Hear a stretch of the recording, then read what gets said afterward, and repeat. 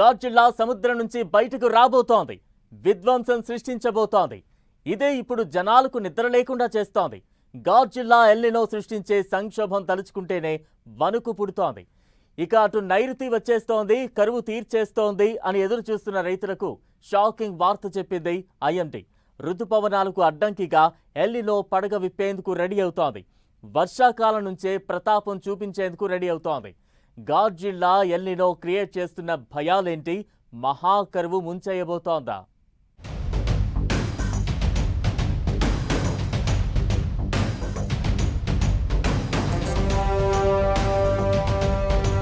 సముద్రంపై నిద్రలేచిన Godzilla El Niño.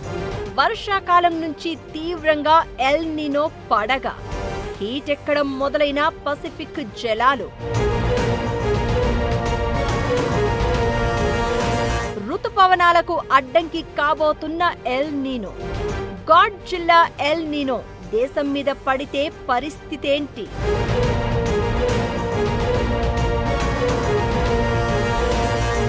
అన్నదాతల్లో కనిపిస్తున్న భయాలు ఏంటి? ఎల్నినో ప్రభావంతో ఖరీఫ్కు కటకటేనా? మహాకరువు మనల్ని ముంచెయ్యబోతోందా? గాడ్జిల్లా ఎల్నినో ప్రపంచాన్ని భయపెడుతున్న మాట ఇది. సాధారణంగా 2 నుంచి 7 ఏళ్లకు ఒకసారి కనిపించే ఎల్నినో ఈసారి అసాధారణంగా బలపడే సంకేతాలిస్తోంది. పసిఫిక్ మహాసముద్రంలోని నీటి ఉష్ణోగ్రతల్లో సంభవించే మార్పును ఎల్నినో అంటారు. సాధారణంగా పసిఫిక్లో వీచే ట్రేడ్ విండ్స్ వేడి నీటిని ఆసియా వైపు నెట్టేస్తూ ఉంటాయి. అయితే ఎల్నినో సమయంలో ఆ గాలులు వీక్ అవుతాయి. దీంతో వేడి నీరు మధ్య తూర్పు పసిఫిక్ వైపు వ్యాపిస్తుంది. ఈ ఒక్క మార్పు ప్రపంచ వాతావరణ వ్యవస్థ మొత్తాన్ని ప్రభావితం చేస్తుంది. శాస్త్రవేత్తలు గమనించే నీనో 3.4 ఏరియాలో ఆ ప్రాంతంలో సముద్ర ఉపరితల ఉష్ణోగ్రతలు ఇప్పటికే సాధారణం కంటే 0.9 డిగ్రీల సెల్సియస్ ఎక్కువగా నమోదయ్యాయి. ఎల్నినో ప్రకటించేందుకు అవసరమైన 0.5 డిగ్రీల పరిమితిని దాటేసింది. డిసెంబర్ నాటికి ఈ వ్యత్యాసం 3 నుంచి 4 డిగ్రీల సెల్సియస్ వరకు చేరే అవకాశం ఉందని యూరోపియన్ ఫోర్కాస్ట్ మోడళ్లు సూచిస్తున్నాయి.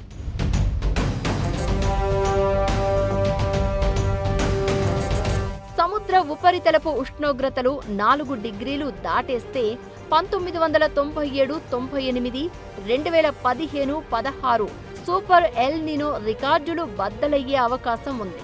దీంతో దీనికి గాడ్జిల్లా ఎల్నినో అనే పేరు పెట్టారు. గాడ్జిల్లాలా ఈ ఎల్నినో కూడా ప్రపంచ వాతావరణ వ్యవస్థపై భారీ ప్రభావం చూపించే అవకాశం ఉంటుంది. గాడ్జిల్లా ఎల్నినో భారత్కు చాలా టెన్షన్స్ క్రియేట్ చేస్తోంది. దేశంలో ఏడాది మొత్తం కురిసే వర్షాల్లో దాదాపు 70% నైరుతి ఋతుపవనాల ద్వారానే వస్తుంది. వ్యవసాయ భూముల్లో సగానికి పైగా ఇప్పటికీ వర్షాధారంగానే సాగవుతూ ఉన్నాయి. దీంతో వర్షాకాలంలో చిన్న మార్పు వచ్చినా దాని ప్రభావం కోట్లాది మంది రైతులు, గ్రామీణ ఆర్థిక వ్యవస్థపై నేరుగా పడుతుంది. ఇలాంటి పరిస్థితుల మధ్య వానాకాలం నుంచి ఎల్నినో విధ్వంసం సృష్టించబోతోందని భారత వాతావరణ శాఖ రైతులకు నిద్ర లేకుండా చేస్తోంది.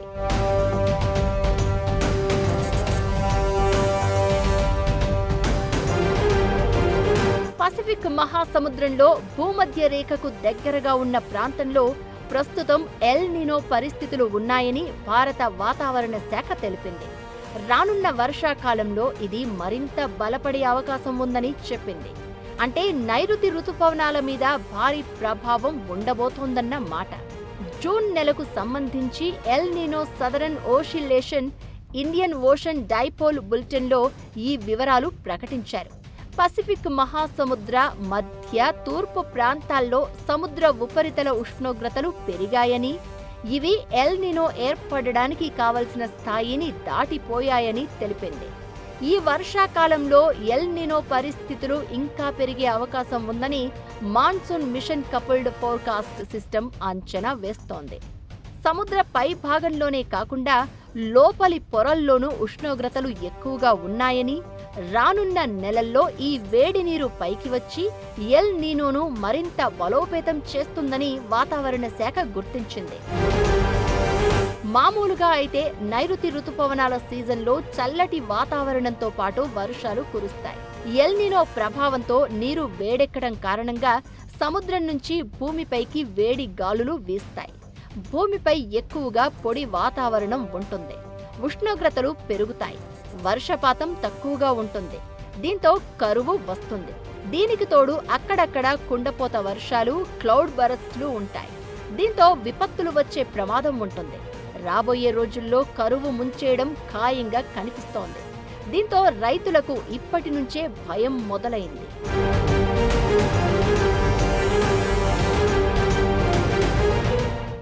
మహాకరువు ముంచుకు రావడం ఖాయమంటోంది వాతావరణ శాఖ. రాబోయే రోజులు ఎలా ఉండబోతున్నాయి? భారత్పై ఎల్నినో ప్రభావం ఏ రేంజ్లో ఉంటుంది? ఖరీఫ్కు నీటి కటకట తప్పదా? ఏ పంటలపై ఎలాంటి ప్రభావం ఉండే ఛాన్స్ ఉంది? వాతావరణ శాస్త్రవేత్తలు ఏం చెబుతున్నారు? ఎల్నినో ముప్పును ఎదుర్కొనేందుకు కేంద్రం ఎలా సిద్ధమైంది?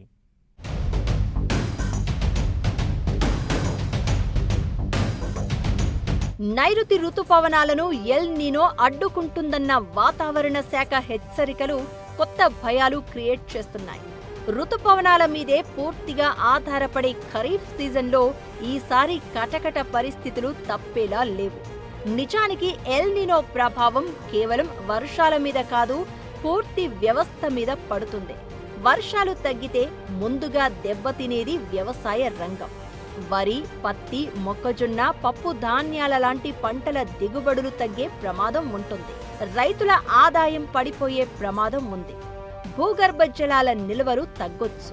జలాశయాలు పూర్తి స్థాయిలో నిండకపోతే తాగునీటి, సాగునీటి సమస్యలు తలెత్తే అవకాశం ఉంటుంది. దీని ప్రభావం చివరికి సాధారణ జనాలపై కూడా పడుతుంది. పంటల ఉత్పత్తి తగ్గితే కూరగాయలు, ధాన్యాలు, పప్పులు లాంటి నిత్యవసర వస్తువుల ధరలు పెరిగే అవకాశం ఉంటుంది. ఆహార ద్రవ్యోల్బణం పెరిగితే దేశ ఆర్థిక వ్యవస్థపైన ఒత్తిడి పెరుగుతుంది. శాస్త్రవేత్తలు గాడ్జిల్లా ఎల్ నీనోను కేవలం వాతావరణ ఘటనగా కాకుండా వ్యవసాయం, ఆహార భద్రత, ఆర్థిక వ్యవస్థలను ప్రభావితం చేసే కీలక పరిణామంగా చూస్తున్నారు. గతంలో 2000 సంవత్సరం తర్వాత 2002, 2009, 2015, 2023లో ఎల్ నీనో తరహా వాతావరణ మార్పులు వచ్చాయి. సాధారణంగా ఎల్ నీనో టైంలో దేశంలో రుతుపవనాలు బలహీనపడడం, తక్కువ వర్షాలు కురవడం, ఎక్కువ ఉష్ణోగ్రతలు నమోదు కావడం, వర్షాలు లేకుండా పొడి వాతావరణం ఏర్పడడం లాంటివి జరుగుతాయి. మరీ ముఖ్యంగా కొన్నేళ్ల పాటు కరువు వచ్చే ప్రమాదం కూడా ఉంటుంది. 1987, 2002, 2009, 2015లో భారత్ తీవ్ర ఎల్ నీనో కరువులను ఎదుర్కొంది. ఆ సందర్భాల్లో వ్యవసాయ ఉత్పత్తి తగ్గింది. నీటి వనరులు క్షీణించాయి. గ్రామీణ ఆర్థిక వ్యవస్థ దెబ్బతింది. ఆహార ధరలు పెరిగాయి. ఎల్ నీనో ప్రభావంతో రానున్న ఖరీఫ్ సీజన్లో దేశంలో వర్షాలు తక్కువగా కురుస్తాయన్న వాతావరణ శాఖ హెచ్చరికలతో కేంద్రం ఇప్పటికే అలర్ట్ అయింది. జిల్లా స్థాయిలో పంటల ప్రణాళికలు, విత్తన నిల్వలు, నీటి యాజమాన్యంపై దృష్టి సారించింది. జిల్లా స్థాయిలో పంటల వ్యూహాలు రూపొందించాలని అన్ని రాష్ట్రాలను కేంద్ర వ్యవసాయ మంత్రిత్వ శాఖ ఆదేశించింది. నీటిని తక్కువగా వినియోగించుకుని త్వరగా దిగుబడులు వచ్చే పంటల సాగును ప్రోత్సహించాలని సూచించింది. అయితే గాడ్జిల్లా ఎల్ నీనో ఈసారి మన మీద భారీ ప్రభావం చూపించడం, మహా కరువు ముంచుకు రావడం ఖాయంగానే కనిపిస్తోంది.